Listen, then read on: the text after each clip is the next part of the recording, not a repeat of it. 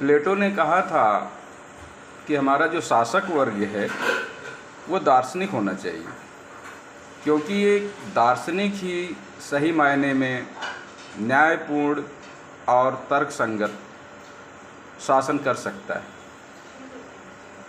उसके शासन में किसी भी प्रकार का किसी के साथ पक्षपात नहीं होगा।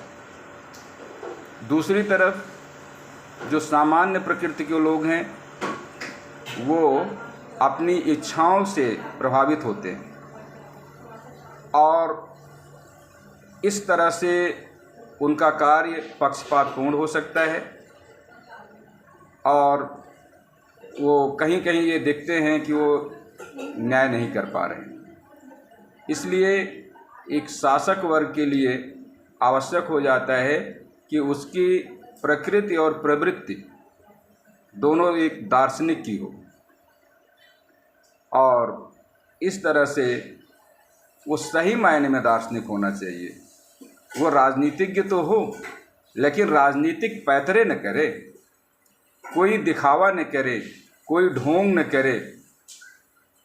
वो सही मायने में दार्शनिक हो, तब वो जाकर के कहीं एक सफल शासक और लोकप्रिय शासक बन सकता है।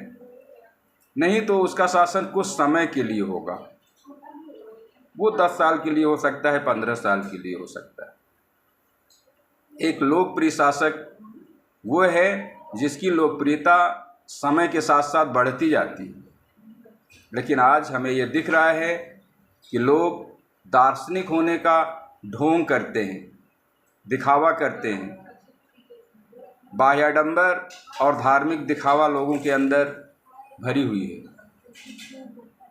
जब भी कोई चुनाव आता है उनके वादे दूसरे होते हैं और चुनाव के बाद उनका सोचने का परिदृश्य बदल जाता है। यहाँ हमें दिखता है कि जनता के प्रति न्याय नहीं हुआ। जनता छली हुई महसूस करती है और उसे कहीं लगता है कि उसका शासक कहीं गलत दिशा में जा रहा है और उसको न्याय नहीं मिल पा रहा है और वो न्याय के लिए भटक रहा है और वो विवश है इस व्यवस्था को देखने के लिए और इसके अलावा वो कुछ भी नहीं कर सकता। धन्यवाद।